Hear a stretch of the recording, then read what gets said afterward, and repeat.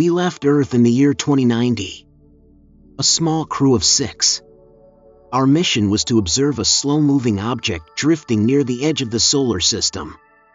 It wasn't dangerous, at least, that's what they told us. Just cold, silent, and strange. Like a piece of the night had slipped too close to the sun. We named it Vander 6. Even though no one knew what the first 5 were. Maybe it was a joke. Or maybe we were afraid to ask. We spent 5 years in orbit around Neptune. Watching. Waiting. Listening. Back on Earth, the signals started fading. First, just delay. Then distortion. Then, silence. They blamed it on a solar storm. But that didn't explain everything. Eventually, we decided to come home. We expected chaos. Or quarantine. Or at least someone on the radio. Instead, we heard nothing. No voices. No satellites. No radar traffic. Only static. We landed manually at an emergency spaceport in Argentina. The systems were still running. Solar power was active. Landing pads functional. Lights on. Doors unlocked. Food preserved. Water clean. But no people. Not one. It looked like someone had just stepped out for a walk. Like life had been paused mid-sentence. We searched every hallway. Every room. Called out until our voices cracked. Nothing answered. Cameras showed days of footage. Empty halls. Empty skies. Empty Earth. We thought maybe an evacuation. A virus. A war. But there were no signs of panic. No destruction. No bodies. Just stillness. We took a rover and drove north. City after city. Block after block. Frozen in place. A cup of coffee still warm on a cafe table. An elevator paused between floors. A child's toy slowly spinning in the breeze. No birds. No wind. No sounds at all. On the 5th night, Cooper walked away. No suit. No shoes. Just walked straight into the fog. We found his bracelet near a lake. Nothing else. The lake moved. Not from wind. But from something beneath. Big. Slow. Wrong. On day 6, the moon disappeared. Still there by gravity. But no longer visible. Just a perfect black disk. Blacker than the sky itself. That night, Alan stopped speaking. He stared out the window for 13 hours. When he finally spoke, he whispered, "Something's waiting out there." We argued. Maybe we should go back to the station. Maybe launch again. But then we found the bunker.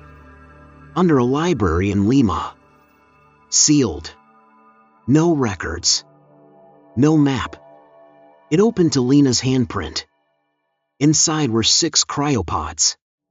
Each one held us. Sleeping. Identical. Perfect. Same faces. Same scars. Same DNA. We ran every test. It was real. We were there. And also, here. The log said we entered stasis 2 years before we launched. They called it the Earth Continuity Protocol. But we didn't sign anything. And the copies. They were dreaming. The brainwaves were active. Stable. Peaceful. Lena tried to open her pod. The system warned against it. Disturbing the dream could collapse memory, or worse. We didn't touch them again. That night, Lena vanished. No doors opened. No alarms. No sound. One moment, She was standing by her pod. The next, gone. Her badge hit the floor. We checked the footage. At 3:17 a.m., the screen flickered. One frame, she was there. Next frame, just space. Alan said she joined her echo. We didn't know what he meant, but we stopped questioning him. Then, the world began to shift.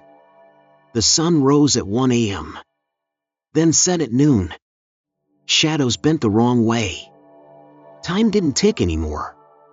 It sloshed. One morning, the sky turned white. No clouds. No stars. Just pure white, like a blank canvas. The books in the bunker changed. Every page was blank, except one. The same line, again and again. You are within the memory of Earth. This is not a place. This is a recollection. We stopped asking why. We started asking, what? Alan began seeing his wife.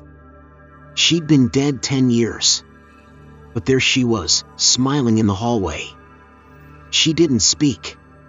Didn't blink. Just stared at him until he cried. I started seeing my brother. My childhood dog. My first girlfriend. Each one like a flicker in the corner of my eye. Never speaking. Never staying. On day 12, the cryopods began to fail. One by one, systems went dark. When Marcus's pod shut down, he collapsed. Not dead, but empty.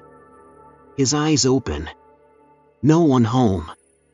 Alan said, "They're going home." Piece by piece. We asked him what that meant. He said, "This world isn't real. It's just Earth, remembering us. Playing the tape until it wears thin." The horizon faded. We walked for hours and never got anywhere. Buildings moved.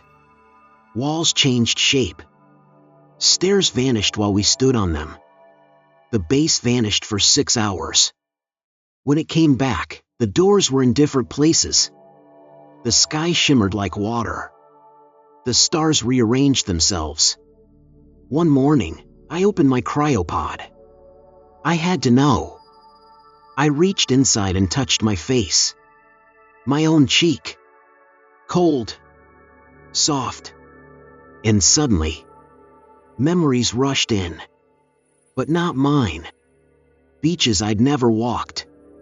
Languages I didn't speak. People I didn't know. A funeral for a version of me who never left Earth. I saw Earth, at the end. Not destroyed. Not burning. Just fading. Lights turning off. Minds going quiet. A slow sleep. And this, all of this, was the echo. A copy of us. Running. Looping. Replaying the last thoughts of a planet trying not to forget itself. Maybe we never came home. Maybe we died out there. And Earth built this dream to hold on to us. Maybe we are not explorers. We are memories. Pretending to be people. And Earth is letting go. Now, it's only me. Alan is gone. His body dissolved into light. No sound.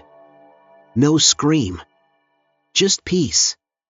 Sometimes, I hear music. A piano in the fog. A lullaby with no end. I'm writing this in case someone hears the signal. In case someone comes back. If you find this place, don't wake the dream. Don't disturb the echo. Let it fade. Let Earth forget. Let us go.